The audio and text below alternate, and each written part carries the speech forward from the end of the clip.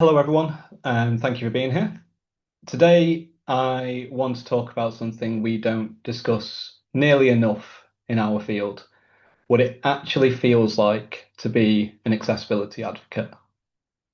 Not specialists, not consultants, advocates.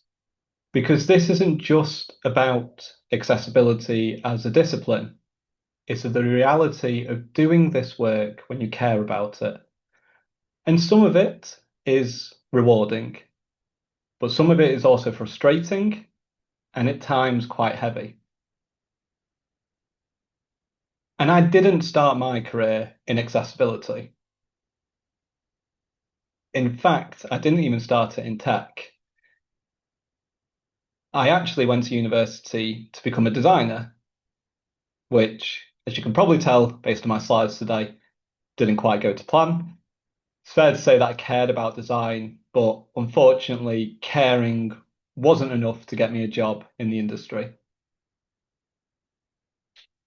But looking back, what interested me wasn't just how things looked, it was how people used them, right?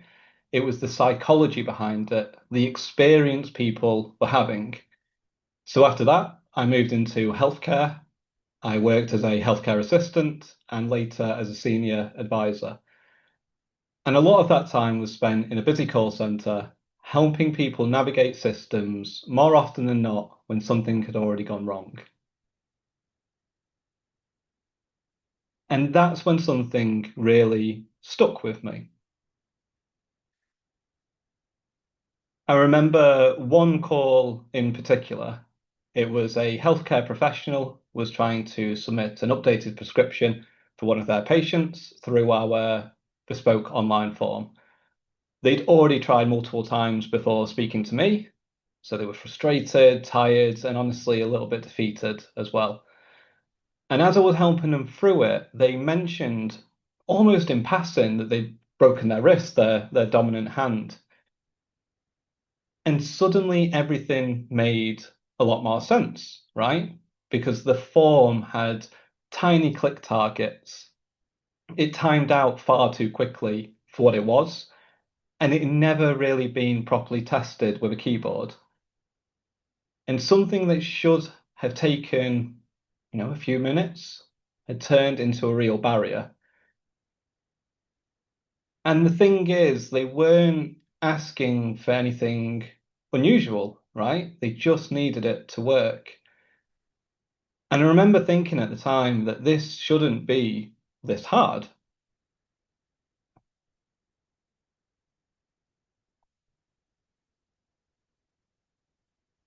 A few years later, I moved into tech as a graduate software tester. And the more I learned, the more I noticed something very familiar. Different systems, yes, but the same kind of barriers. Forms people couldn't complete, journeys that didn't work, experiences that just broke down. And that same thought came back. This really shouldn't be this hard, right? And it wasn't a one-off, it was a pattern.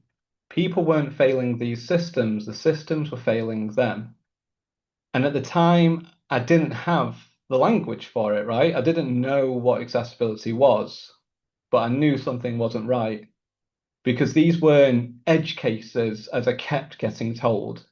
They were real people in real situations just trying to get something done. And that's what led me into accessibility. A few years later, I became an accessibility test analyst. And a couple more years later, I became the accessibility practice lead at Next Digital. But the truth is, I don't think I ever consciously chose accessibility. I think I just kept moving towards roles where I cared. And that's what I want to talk about today, because caring about this work is exactly what makes it hard. And I'm sure my story isn't unique in that many of us didn't set out to work in accessibility. We grew into it, right? And with that comes something else. And it's something that doesn't always show up in things like your sprint planning or your capacity or even your job description. You become the person who raises things, the one who spots issues others don't, the one who has to say something even when it's difficult.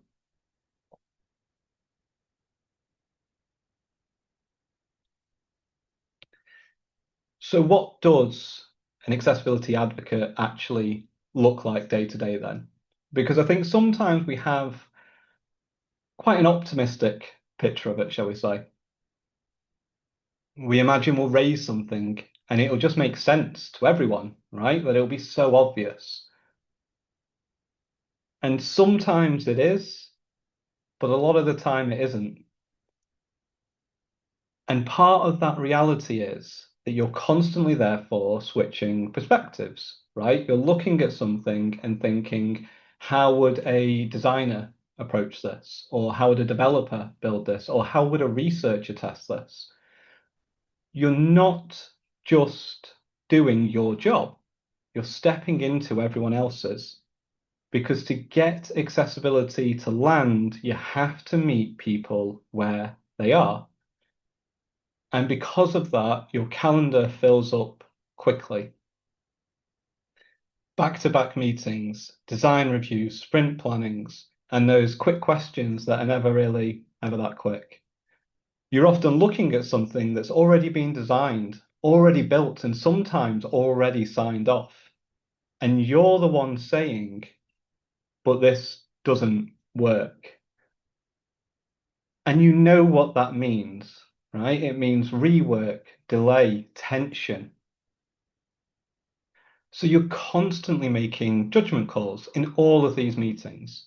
How hard do I push this? Do I block it? Do I escalate it? Or do I let it go? At least just for now. And none of those decisions feel easy.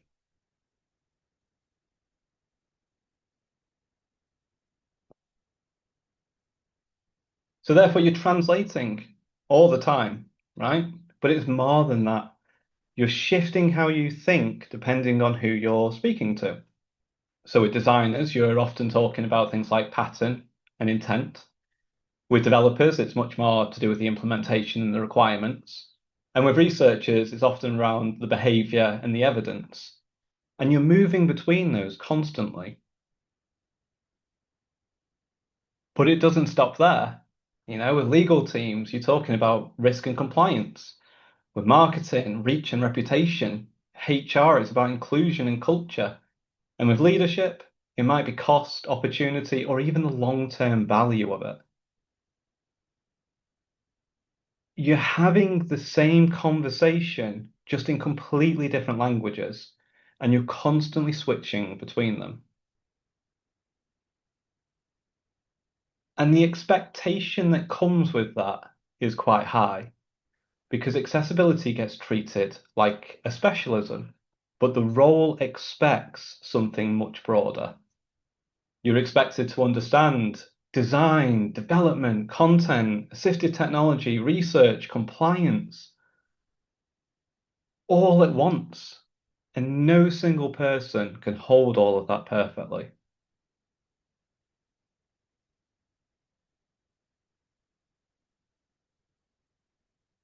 And yet, we often feel like we're expected to. And when you're constantly moving between all of that, it's very easy to start questioning yourself. Am I technical enough for this conversation? Am I saying the right thing here? Do I actually know this topic well enough? And I think a lot of us carry a bit of imposter syndrome because of that. Not because we're not capable, but because the role itself is so broad.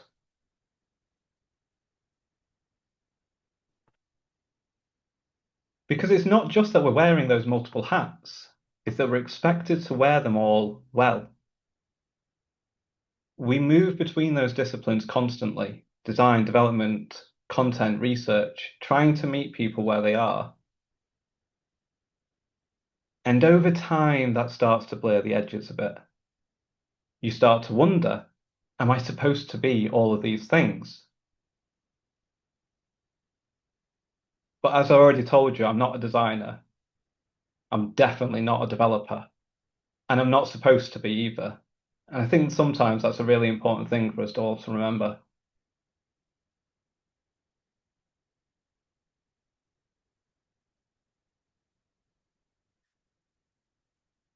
And a lot of the time, you seem to be the only person in the room thinking at it this way, right?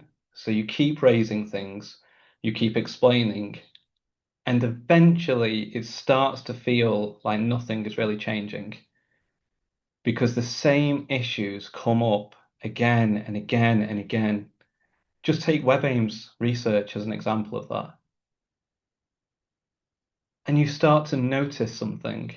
It's not just the systems that are hard to use, right? It's the process around them. And when you care about this work, that's hard to sit with because you're not just spotting issues, you're carrying them. And it doesn't really switch off. Even when you try to step away, there's this underlying worry. What am I going to be missing? What's going to be going out without being checked? Who's going to catch this if I'm not there? So even taking time off can feel uncomfortable. And that's quite a heavy place to sit in for something that technically isn't even owned by one role. And that weight of constantly seeing those problems and not always being able to fix them, it builds. And that's where burnout starts to creep in. Because when you care about accessibility, it's very hard to switch off because you're not just building things, you're seeing where they don't work for people. And that awareness doesn't just stay at work, it follows you. You start to notice everything: inaccessible forms, poor contrast, broken journeys, even physical spaces that just don't consider how people move through them. And once you see it, you can't unsee it. And I remember that point hitting me again recently. And it didn't come from an audit, it came from being a customer. A utility company had accidentally opened up a account in my name and built up quite a substantial debt. They fixed it to their credit quickly when I called them, but to finish the process, I was sent to a debt collection agency they were using. And their website wasn't just inaccessible, of course, it completely didn't work. And I remember feeling that shift again, instantly, because suddenly I wasn't just that customer anymore. I was analyzing it, noticing everything, and I couldn't switch that off. And that's when you realize this isn't something you just leave at your desk. And for me, that became even more real in the last few years when my son was diagnosed as partially deaf.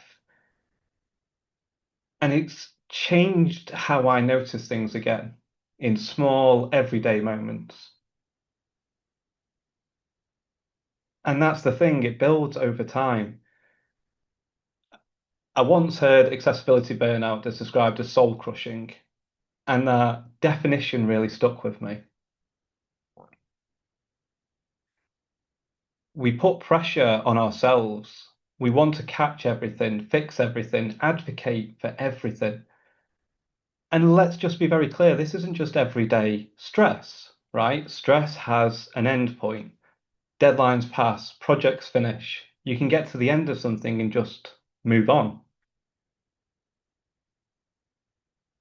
But burnout doesn't feel like that. Burnout is what happens when that pressure doesn't stop, when you're constantly carrying things without any resolution. It's not motivating, it doesn't help you get things done, it just leaves you exhausted, detached, numb. And that creates a real tension because the more you care, the harder it is to accept those limitations.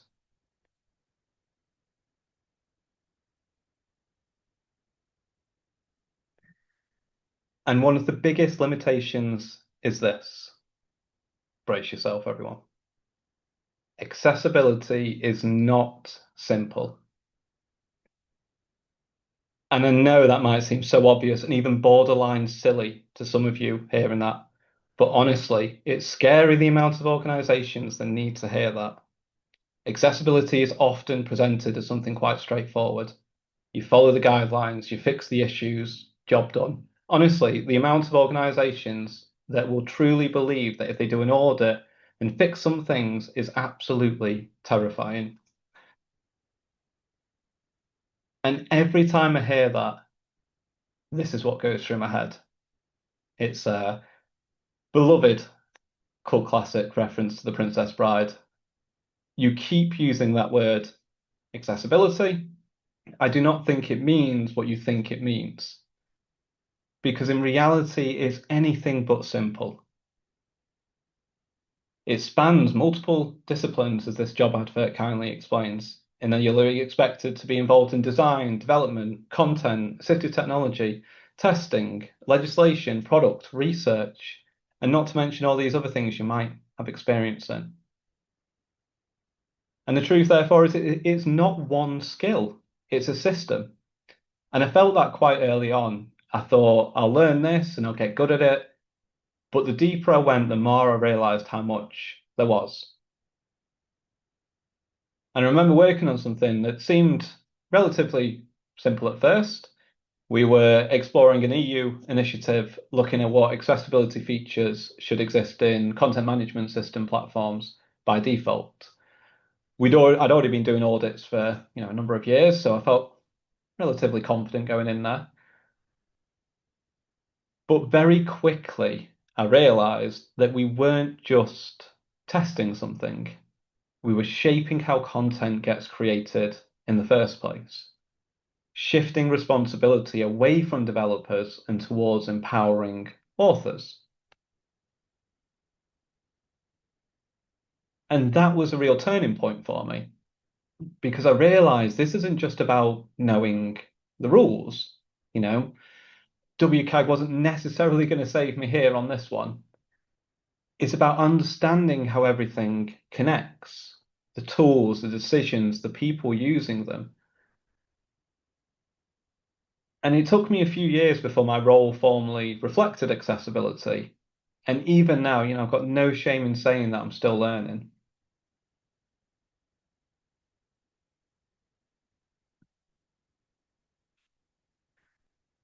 But all of this creates a gap, right? Because while we understand this complexity, as I said before, a lot of organizations don't see it this way. Accessibility often gets treated as a checklist, a quick fix, something at the end. And when something complex is treated as simple, you get friction. And that friction leads to the next reality. Because accessibility is misunderstood, you often have to fight for it.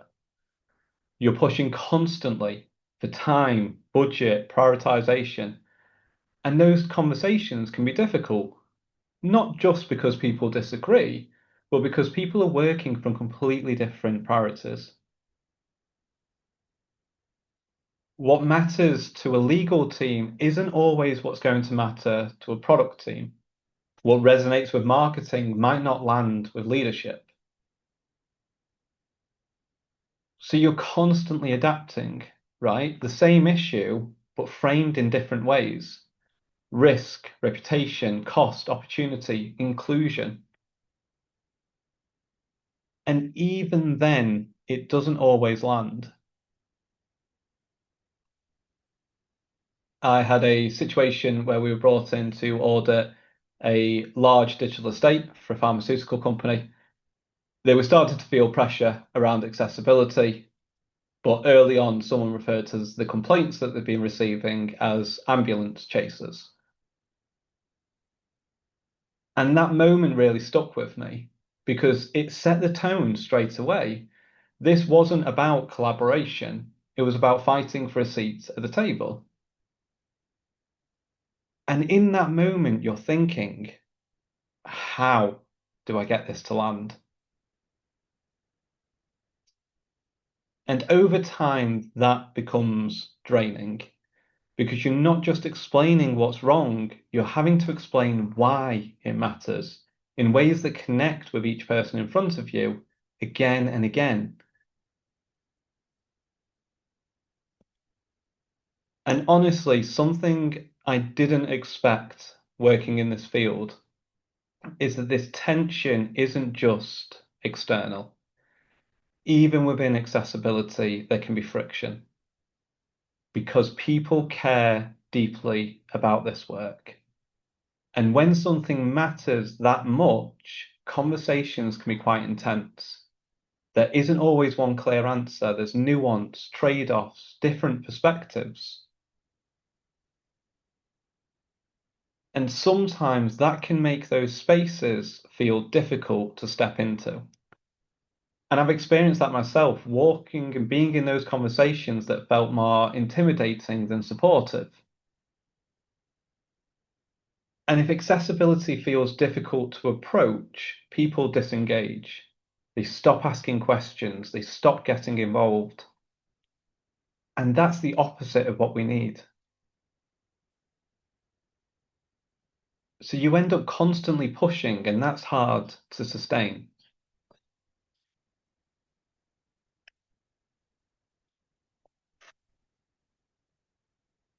Which leads to the final reality. You can't win every battle. And this was difficult for me, especially coming from healthcare, because the instinct is there to help to fix things, right? But in accessibility work, that's not always possible. Not everything gets fixed. Not every recommendation lands. I'm lucky to work somewhere that I truly believe values accessibility. But even then, there are constraints, deadlines, budgets, legacy systems, external clients. So sometimes you have to compromise. And I remember a project where we identified a number of years ago a number of critical accessibility issues, things that would genuinely block users, you know? We raised them, we explained the impact, we outlined the fixes. But as the project progressed towards the end, timelines tightened and priorities shifted. And eventually, some of those issues just didn't get fixed. And I remember feeling really uncomfortable with that because you know exactly who that affects. But what it did change was what came next. Accessibility came in earlier, decisions were different. And that's when I started to see that progress doesn't always happen where you expect it. And sometimes you don't even see that progress happen, especially when you're working with clients or external teams. You don't always know what will get fixed later or what conversations will be had. You just have to trust that something landed. Because progress doesn't always look like perfection. Sometimes it's one improvement, one mindset shift, one better decision next time. And if you don't recognize that, it can feel like failure. And despite all of that, I do love this work because there are moments where things do shift. I've seen teams start asking better questions, bringing accessibility in earlier, and starting to challenge assumptions, including the ableism that often sits underneath them. And those shifts in how people think are what keep you going.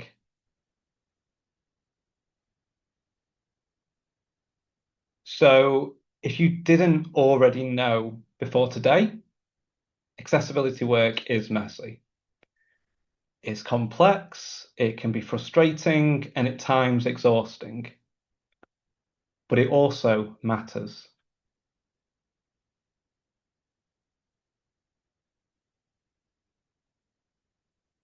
And I think the challenge is this: how do we care deeply about this work without letting it consume us?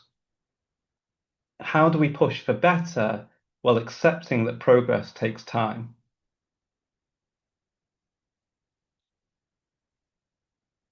And I don't have a perfect answer to that, but there are a few things I found helpful. One is recognizing that you don't have to carry everything. You're part of the system, not responsible for it. Two is accepting that progress is often slow and sometimes invisible, but that doesn't mean it's not happening. And maybe the most important one is making sure we support each other in this work, because this is hard to do alone.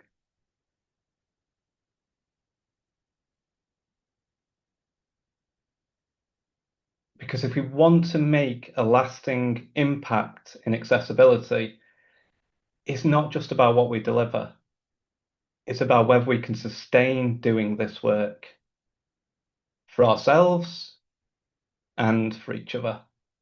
Because we need people to stay in this space and not burn out from it. Thank you.